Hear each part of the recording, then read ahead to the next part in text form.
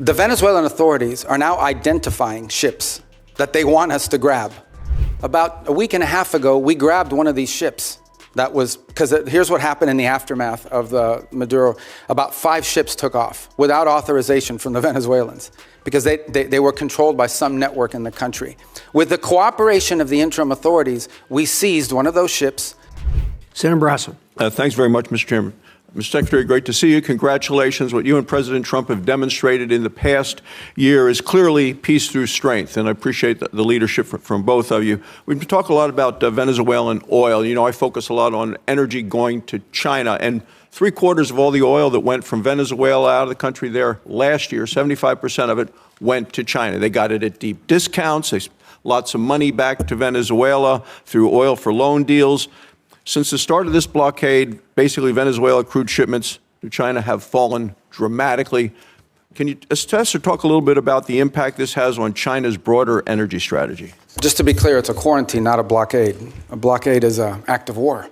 It's a quarantine, and it's been very effective in the sense that it's given us this leverage. In fact, can I just add something, and this might be to Senator Murphy's question as well. The Venezuelan authorities are now identifying ships that they want us to grab. In fact, about a week and a half ago, we grabbed one of these ships. That was, because here's what happened in the aftermath of the Maduro.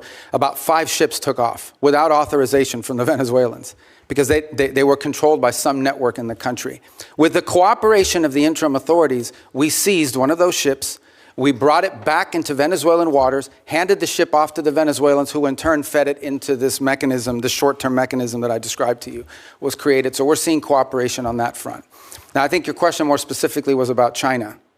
Yeah, so look, China can buy Venezuelan oil, but they're going to have to buy it like everybody else in the world is going to have to buy it. Not the deep discounts. Yeah, at the normal price. And that money is going to flow back to the benefit of the Venezuelan people in a structured way. And I know that in the short term, that will involve this mechanism we've described. In the long term, our intention is that it would be governed by a democratically elected government. You know, I mean, that, like a normal country would handle it.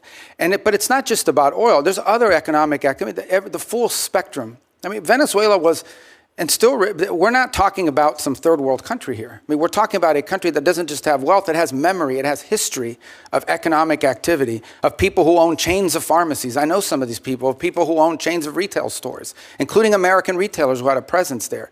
We just want it to be a normal, prosperous country again, not a playground for Iran, Russia, and China in our own hemisphere. And we're going to try to help them get that because we think it serves our national interest.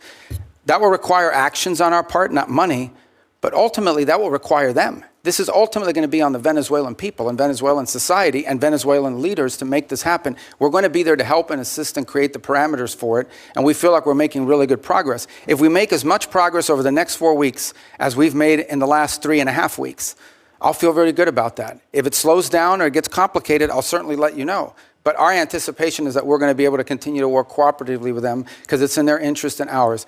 But I will point out to this. After this operation happened, look at the people who criticized it.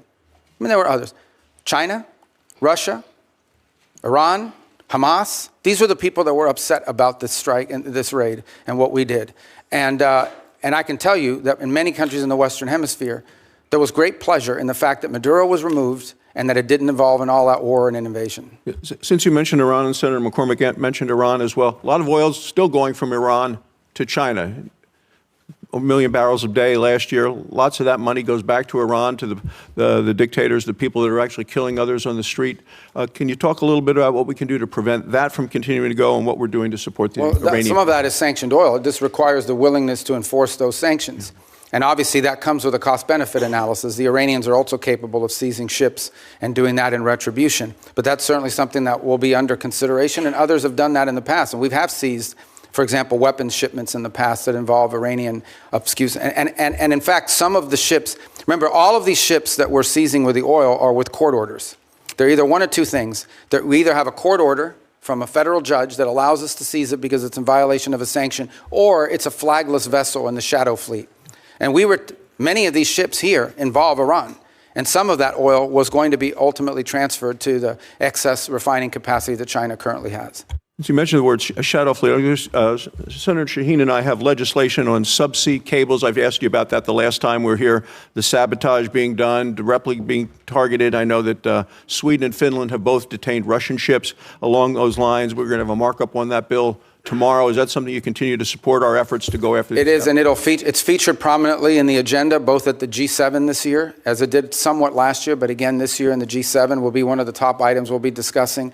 And we've also been pushing it as a priority for NATO to consider. The two new things we want NATO to make a priority this year in our conversations are the undersea cable infrastructure and Arctic security, and the third is critical minerals and supply chains, because ultimately you can spend all the money in the world on weapons if you can't make them because you're missing some chip that requires some mineral that China controls, you're in a lot of trouble. Let me just talk about Venezuela in particular. Please.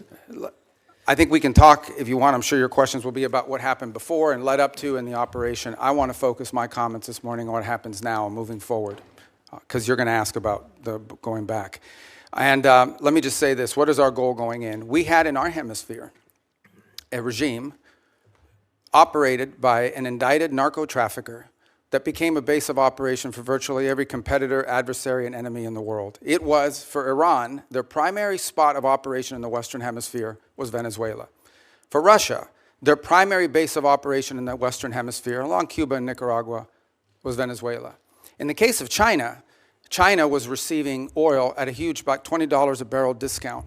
And they weren't even paying money for it. It was being used to pay down debt that they were owed. This is the oil of the people of Venezuela, and it was being given to the Chinese as barter at a 20%, at a $20 discount per barrel in some cases. And so you had basically three of our primary opponents in the world operating from our hemisphere from that spot.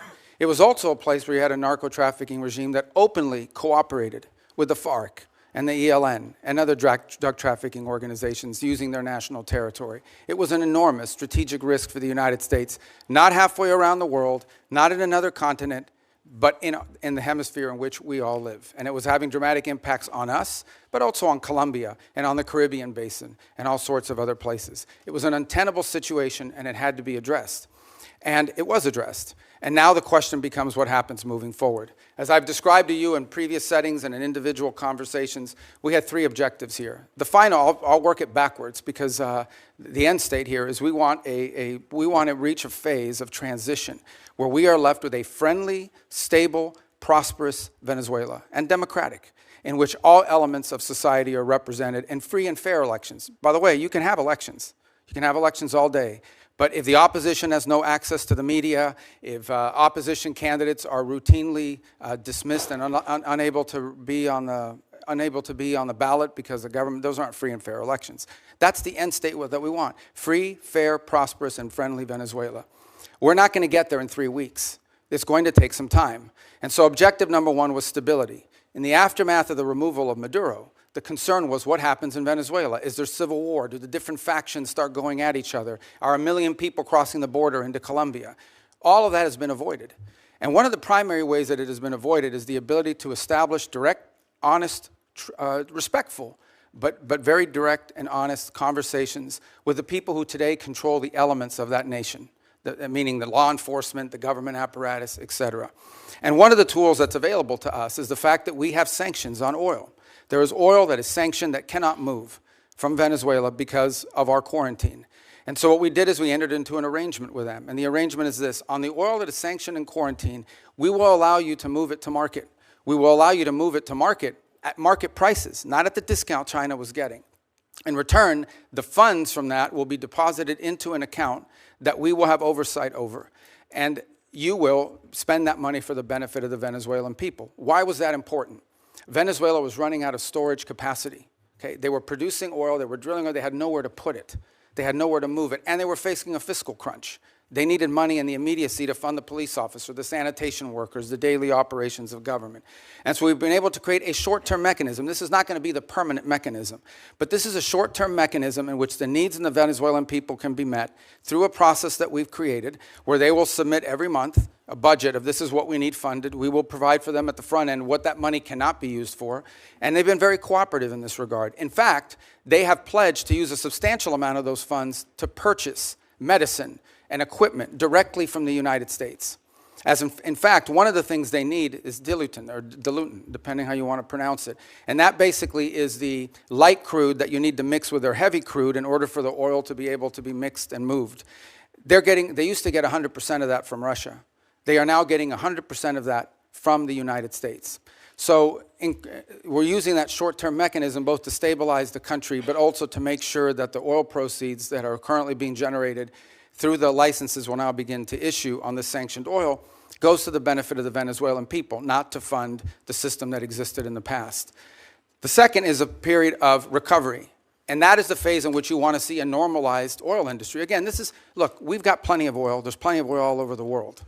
Canada produces heavy crude, so it's not like Venezuela's oil is unique in that regard, despite the fact they have the largest known reserves in the world. It's not irreplaceable. But we understand that that is the lifeline. Their natural resources are going to allow Venezuela to be stable and prosperous moving forward.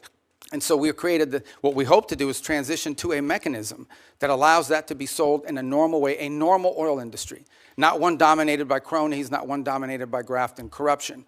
To that end, the authorities there deserve some credit. They have passed a new hydrocarbon law that basically eradicates many of the Chavez-era restrictions on private investment in the oil industry. It probably doesn't go far enough to attract sufficient investment, but it's a big step from where they were 3 weeks ago. So that's a major change. We can address some of the other components, but I'll run out of time. But one of the parts of the transition phase, or the recovery phase, is beginning to create space for different voices inside of Venezuelan politics to have an ability to speak out. Part of that is the release of political prisoners. By some estimates, up to 2,000. They are releasing them. They are releasing them probably slower than I would like them to, but they are releasing them. And in fact, you're starting to see some of the people being released beginning to speak out and participate in political life in the country. We have a long ways to go. Look, we can talk in more detail about all of these things. Suffice it to say, I'm not here to claim to you this is going to be easy or simple. I am saying that in 3.5, almost 4 weeks, we are much further along on this project than we thought we would be, given the complexities of it going into it. And I recognize that it won't be easy. I mean, look, at the end of the day, we are dealing with people over there that have spent most of their lives living in a gangster paradise. So it's not going to be like from one day to the next, we're going to have this thing turn around overnight. But I think we're making good and decent progress. It is the best plan, and we are certainly better off today in Venezuela than we were 4 weeks ago. And I think and hope and expect that we'll be better off in 3 months, in 6 months, in 9 months than we would have been had Maduro still been there.